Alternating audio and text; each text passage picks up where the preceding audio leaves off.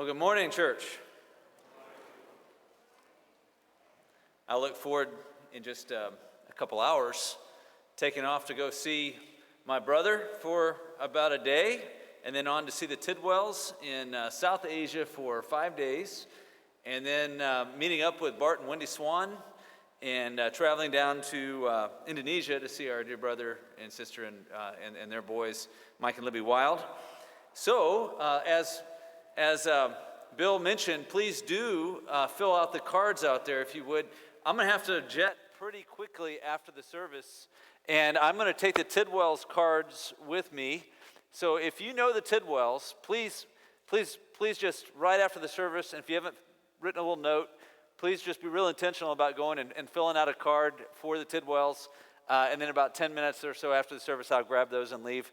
And then take your time with the Hamiltons and the Wilds, because Bart and Wendy are going to get to see Thomas, I think, in Singapore as well. So anyway, they'll be able to be the messengers of joy there.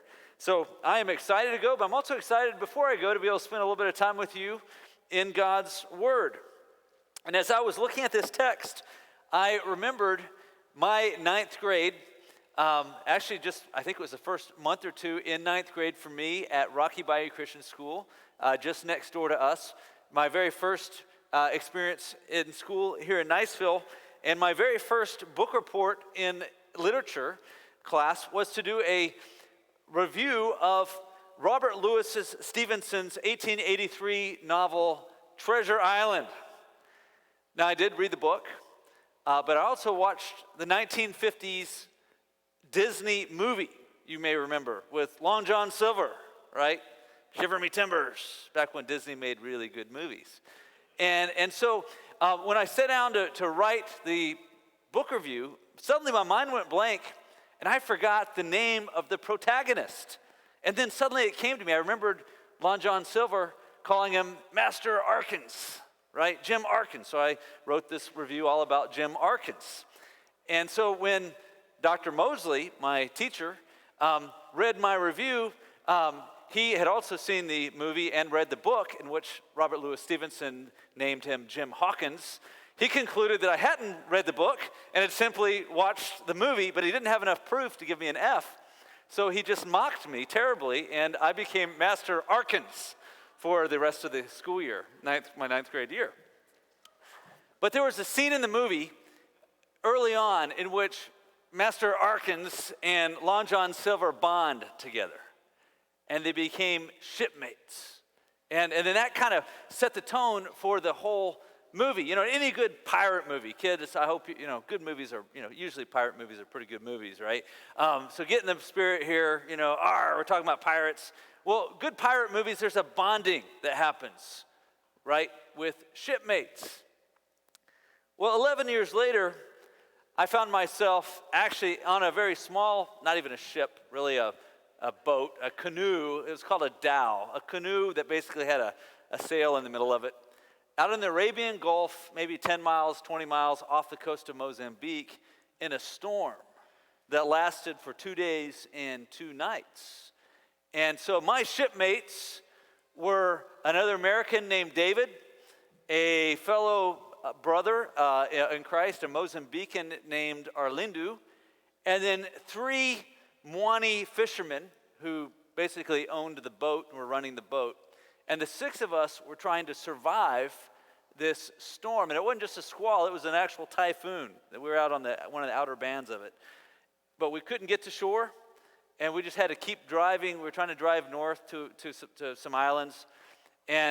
And really what the whole thing was a kind of an expedition to try to go where no missionaries had gone yet to survey these islands. I was a single guy and expendable, and figured we'd find out more about who lived there, these Mwani people who had never had the gospel brought to them. And I was just doing research, and I figured it'd be great. We'd, sail, catch fish, have a great time. Well, we didn't catch very many fish. We actually were kind of hungry, and we got really seasick. And actually, I wasn't the greatest shipmate.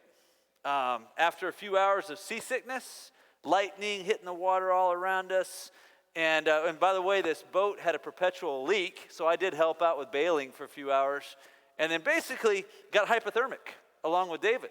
So these two of us were just huddling, trying to keep each other warm. And Arlindo was crying out that he was suffering. And the three Moani sailors, who were completely naked because of just the rain, were the guys basically saving the day. So we weren't the best shipmates. Wendy, we do have a boat trip ahead of us. You may know. You might have seen the picture. It's only a couple hours. I don't think we're going to go through storms, but you might want to bring a little Dramamine just in case. Note to self on that. Well, we're going to talk about what it means to be a shipmate in the storm this morning, as we look at Jonah and how he related with his shipmates. So we're going to have three parts to this message. First, we're going to look at the storm itself and learn some lessons from the storm. And then we're going to learn some lessons from the shipmates. And then finally, what does this passage tell us about salvation? So let's start with lessons from this storm. Look at verse 4 with me. But the Lord hurled a great wind upon the sea, and there was a mighty tempest on the sea, so that the ship threatened to break up. I mentioned last week that we see in this text God's sovereignty. The picture, the metaphor is of a warrior hurling a storm after his runaway prophet.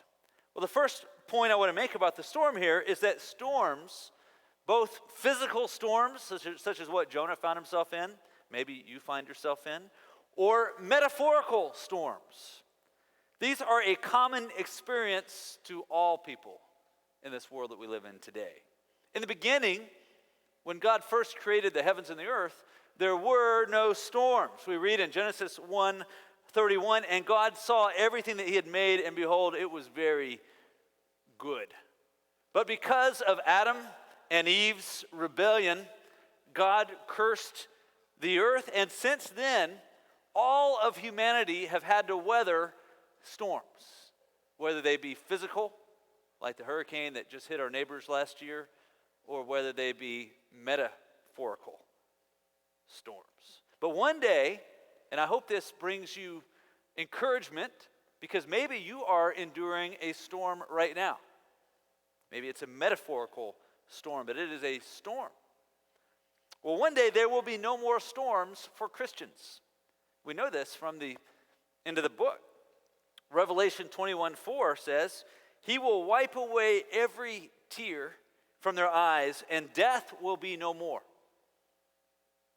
Neither there shall be mourning, nor crying, nor pain anymore, for the former things have passed away.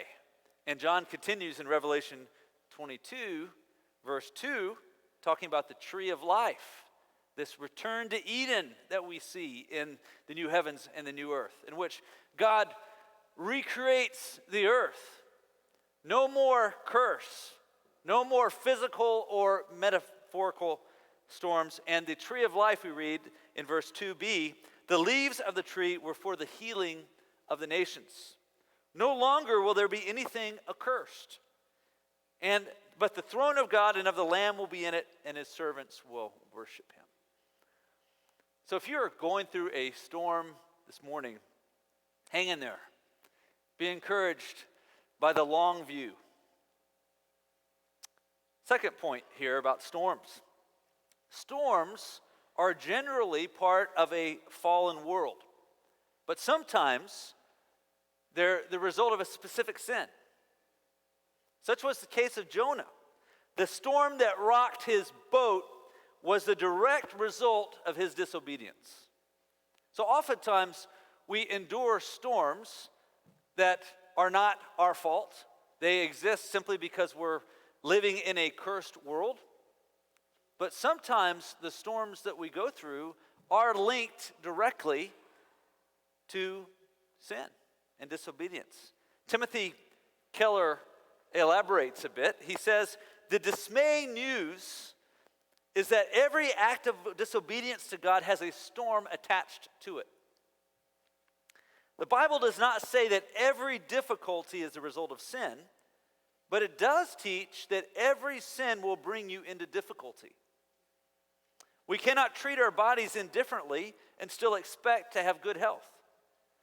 We cannot treat people indifferently and expect to maintain their friendship.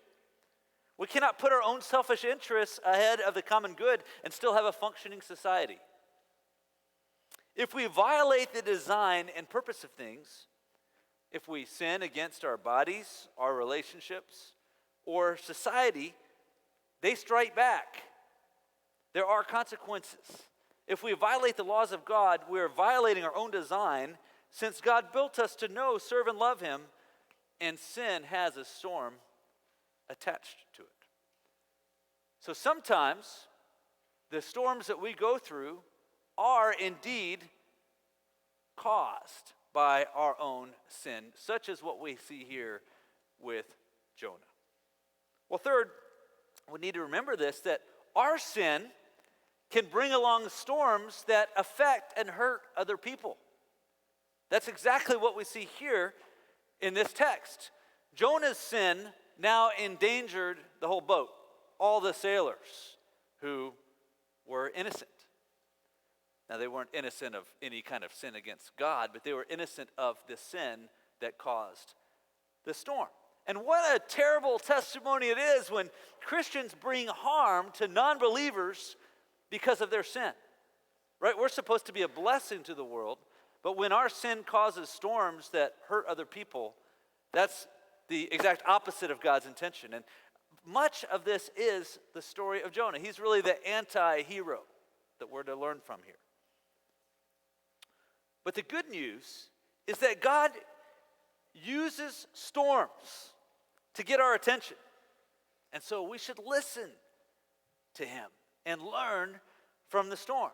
Romans 8:28, it's a verse that many of you have memorized, says that, and we know that all things work together for good for those who love God and are called together, or who are called according to His purpose. And the only reason Romans 8:28 can be true is if God is sovereign over the storm. And we see here in Jonah that God indeed is sovereign over the storm. If He was not in control of the storm, He couldn't bring good out of it. So for those who want to deal with the reality of storms by saying, well, God has nothing to do with that. He's, far off on the other side of the universe, kind of watching from a distance, wishing that things were different, but, none of that's His doing. Well, they don't really believe that God can bring good out of storms, because the only way God can do that is by being truly sovereign and involved in all things, meticulously sovereign over His creation. And so what that means here is that God was getting Jonah's attention by smacking that boat with a torrential storm. So if you're in a storm right now in your own life, is God trying to get a hold of you?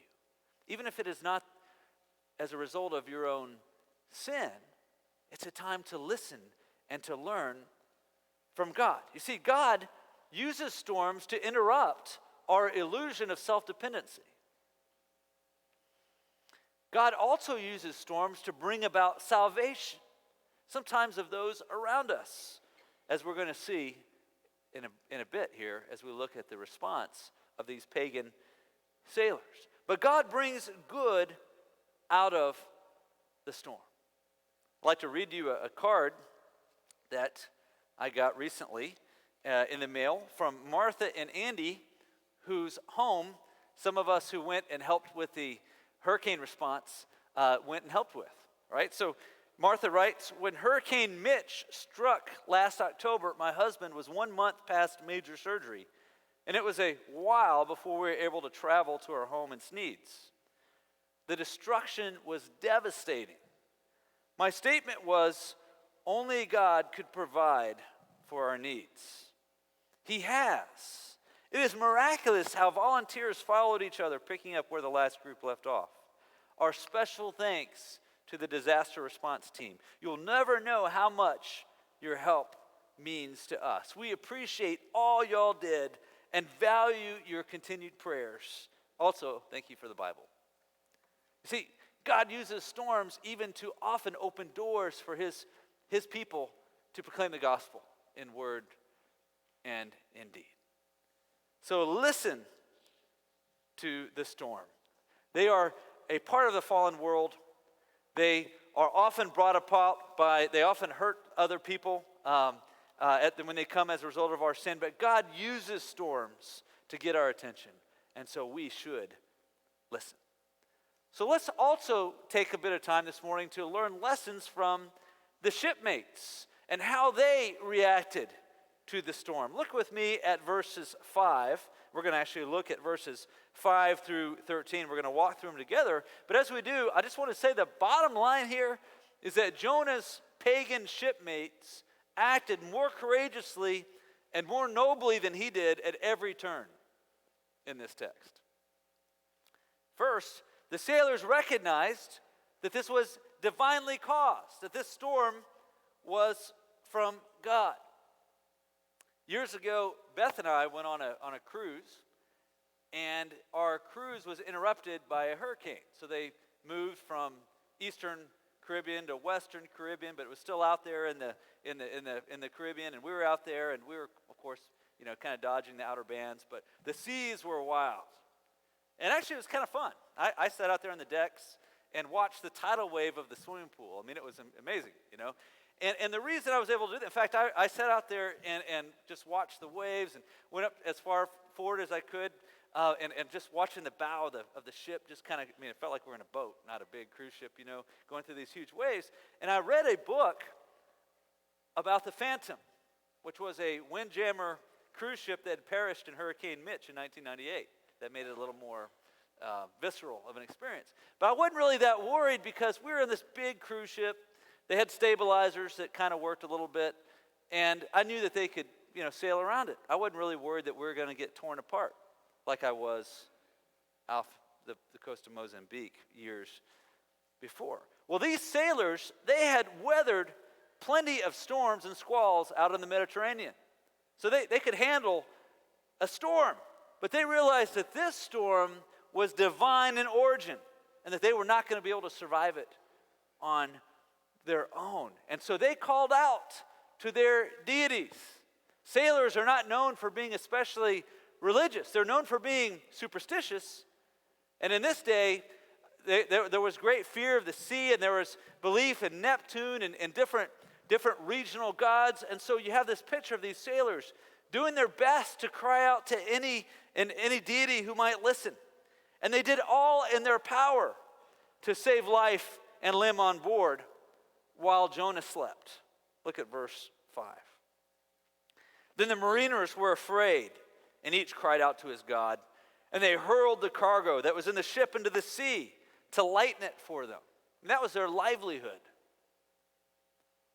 But Jonah had gone down into the inner part of the ship and had lain down and was fast asleep. Phyllis Tribble writes, in this episode, hope, justice, and integrity reside not with Jonah, but with the captain and the sailors. Though blameless victims, the sailors never cry injustice. Finding themselves in a dangerous situation, not of their making, they seek to solve it for the good of all. Never do they wallow in self-pity, berate an angry God, condemn an arbitrary world, or target the culprit Jonah for vengeance, or promote violence as an answer.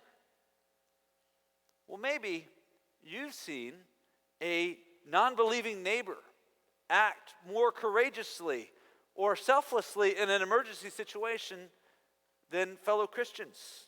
Well, why is that? Well, there's something called common grace. The fact that all people are indeed made in God's image. And sometimes Christians who are struggling with their own sin in a storm actually act less nobly than non-Christians simply because of the common grace of non-believers. Sometimes non-believers see things more clearly in an emergency. And sometimes they understand better than Christians the importance of working for the common good. An example that I noted was when we lived in London, I learned fairly quickly that if my wife had a problem, well, I traveled a lot, but if my wife had a breakdown, it was far more likely that a Muslim would be the one to stop, a Muslim man would be the one to stop and help her than a fellow Brit. Well, why is that? Well, the highest value of the culture in which we were living among the British in London was to not intrude on privacy. You respect people's privacy, so you don't really talk to strangers. You just kind of mind your business, keep your head down, do your own thing. But the Muslims' highest value is to protect people who are vulnerable, particularly women in need. Now that has a dark side, as we know, in much of the Islamic world, where under the guise of protection, women are abused and put down. But women, when they're in trouble, are helped and protected. And I learned very quickly that it was more likely a Muslim than a quote-unquote person from a Christian background culture was going to be the first to help. And I saw that several times. Maybe you're sitting here today and you're thinking, well, that wouldn't be me. In a storm, I will be the first. If we go through an emergency situation, I'll be the one to lay down my life. I would be the one to give up my food for somebody else. Well, have you ever been in a situation where there hadn't been enough food for a while? Have you ever been really hungry for like a week? That's when the rubber meets the road and you kind of find out what people are really made of. And sometimes all this stuff that we say we believe in here hasn't really quite penetrated the heart. You often see this in cross-cultural situations where sometimes, and I've seen it, where you have American missionaries among cultures where people really respect their guests and hospitality is really important. And sometimes the Buddhist or the Muslim operates in a much more selfless manner than the quote-unquote, than the Christian. So if that's you and you're saying, well, that wouldn't be me, let's say if you're young, I would encourage you to make it a part of your daily life to be selfless. Don't expect that in the emergency situation, you're going to really give your life for somebody else if you don't let others go first in the buffet line.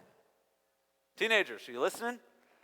Right? We're talking about the food at church. What's on your mind and heart? Kids, is it, I want to get the desserts first because there might not be enough? Or is it, hey, let's let others go first?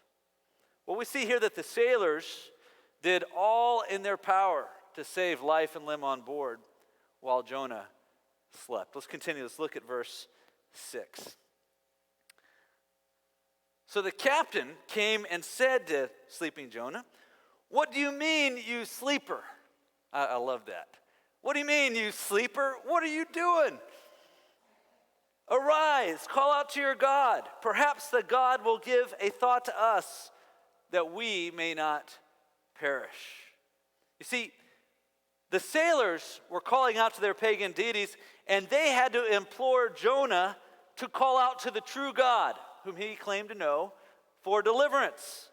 Jonah had checked out. How could you sleep in a storm like this? Well, maybe you've been through a storm, maybe a metaphorical one, and you can relate. Sometimes we just want to escape pain and trauma and hurt by just compartmentalizing it all and checking out and going to sleep. Keller wrote this. He says, "What is the captain rebuking Jonah for? It is because he has no interest in their common good." The captain is saying, can't you believe that we're about to die? Why aren't you using your faith for the public good? Someone might object that the world has no right to rebuke the church, but there is biblical warrant for doing exactly that. In Jesus' Sermon on the Mount, he said that the world would see the good deeds of believers and glorify God, Matthew 5:16. We deserve the critique of the world if the church does not exhibit visible love and practical deeds. The captain has every right to rebuke a believer who is oblivious to the problems of people around him and doing nothing for them. End quote. Well, brothers and sisters, maybe we see a bit of that too. How do you react when you see non-Christians operating in valiant ways? I think of MSF, Médecins Sans Frontières, Doctors Without Borders, group of French, European, some American doctors, many of whom are not Christians, but who go to war-torn places and use their medical skill to save lives. So how do you react to that as a Christian? Do you mock them as being do-gooders and come to church and give a bunch of lip service to God but not do much to help those in need? You see, MSF are modeling Christian principles that have survived their culture, which has become more pagan and more post-Christian, but the idea of self-sacrifice and helping the common good and extending and even risking your life to help others, that's a Christian principle that we should applaud and seek to model. We Christians should seek to care for the common good. That's why I love the Heights ministry that many of you are involved in which we Christians help our community. Doesn't matter what background you're from. We're coming together and volunteering time to help your kids get a better shot. So we're modeling the gospel through our actions, and then we have opportunity through our words to point people to the Creator. Well, once God revealed to these sailors that Jonah was the cause of the storm, note in the text how they still showed great regard for his life. They cast lots in verse 7, which was a common practice of the day for determining divine will. So we see in verse 7 here, all their efforts to cry out to their deities, all of their work in trying to lighten the load wasn't working, and they were fearing for their lives. And so they said to one another, verse 7, "Come, let us cast lots, that we may know on whose account this evil has come upon us." So they cast lots, and the lot fell on Jonah. Well, Proverbs 16:33 says, "The lot is cast into the lap, but its every decision is from the Lord." So God did show these pagan mariners that it was Jonah. Now the sailors could have just killed him right away, try to satiate the angry God that he was running from. But instead we see they showed great restraint and value for his life, far more value than he showed for theirs. And so they asked him a series of questions in verse 8, trying to get to the bottom of it. These are identity kinds of questions they asked Jonah. "Tell us on whose account this evil has come upon us. What is your occupation? Where do you come from? What is your country? And of what people are you?"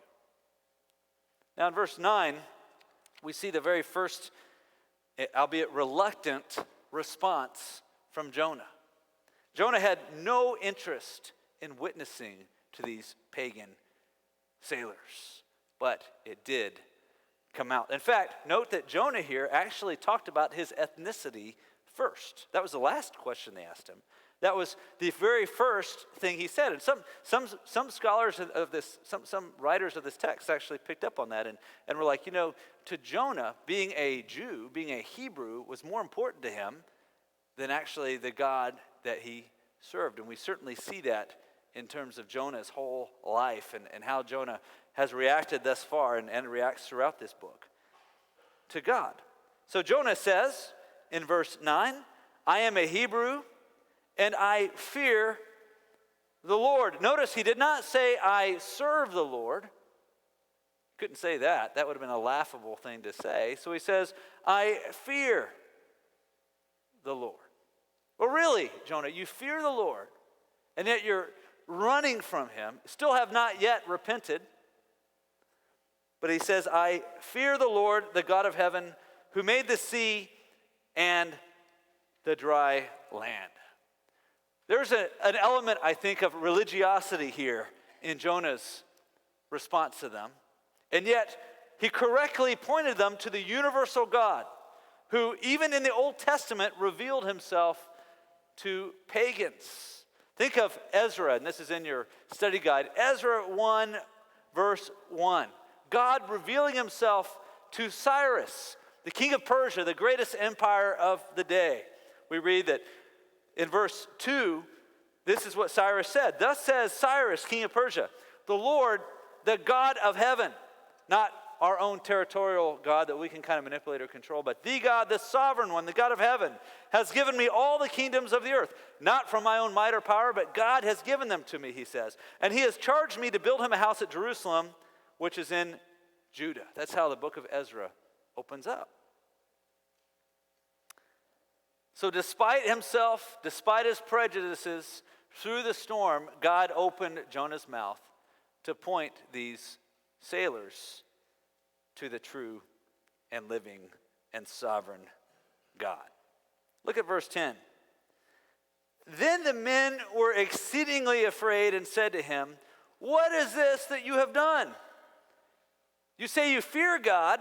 Your life shows the exact opposite." For the men knew that he was fleeing from the presence of the Lord because he had told them.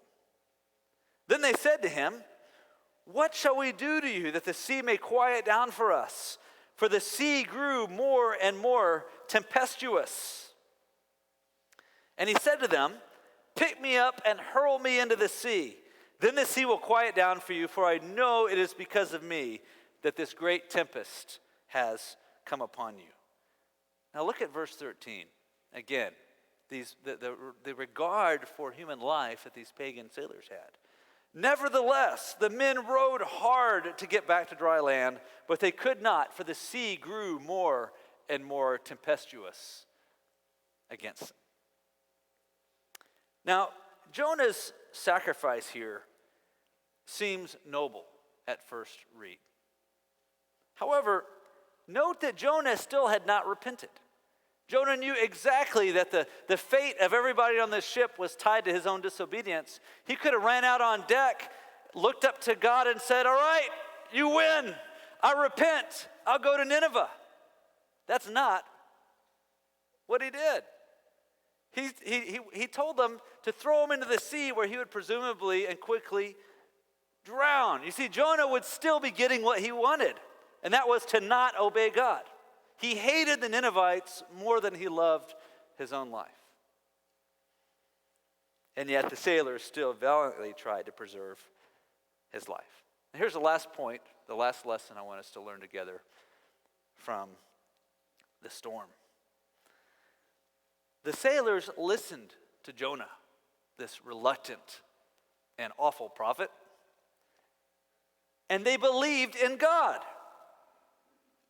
Verse 10, look at that again.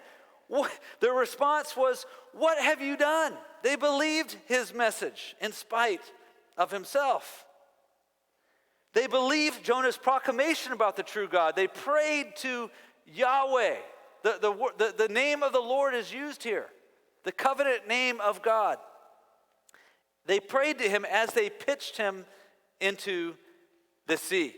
And they acknowledged his sovereignty over all things. Look at verse 14.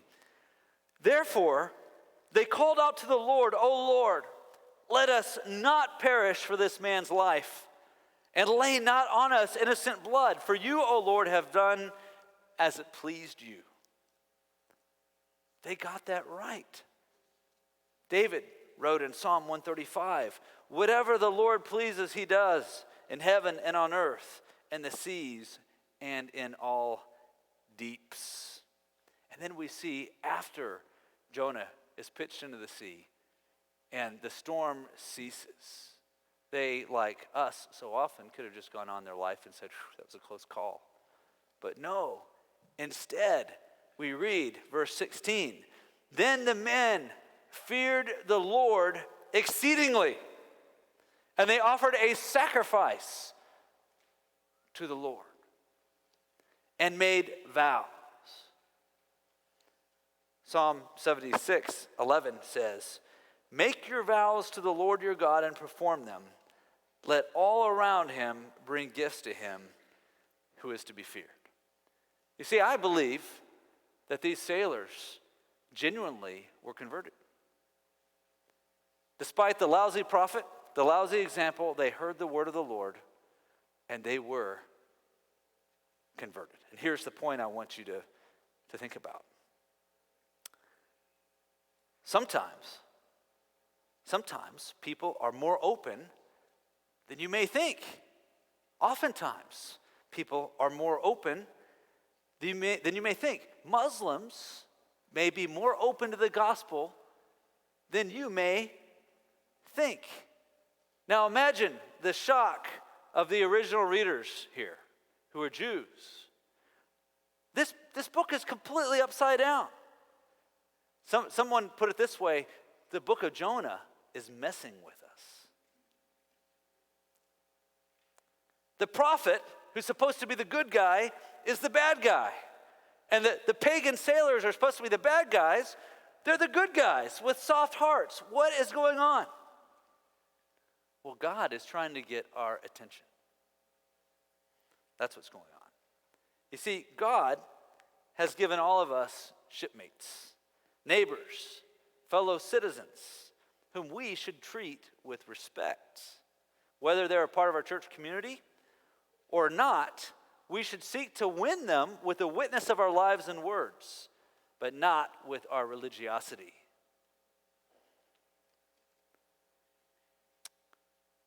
There are things that we can learn from non-believers. We need to take a humble position in this world in which we live. Keep our eyes on Christ. So let's conclude by looking at some lessons from this story about salvation. Well, this is a salvation story. Even though Jonah is really the anti-prophet or the anti-hero, still he points us to Christ.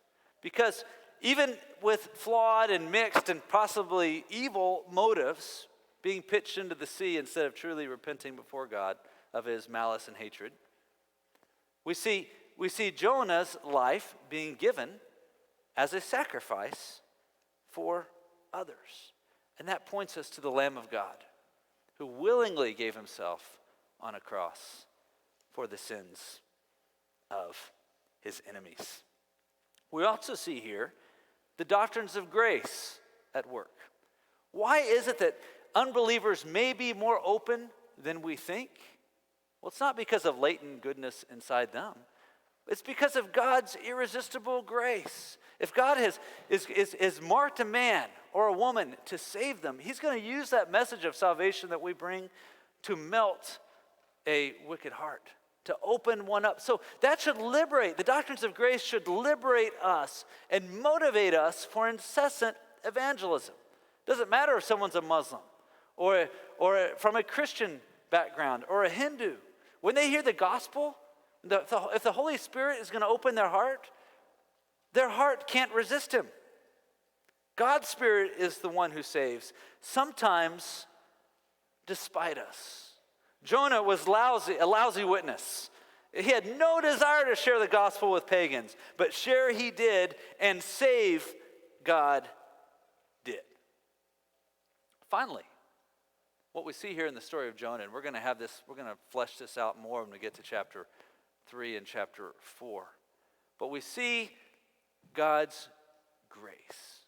The story of Jonah is all about grace versus hatred.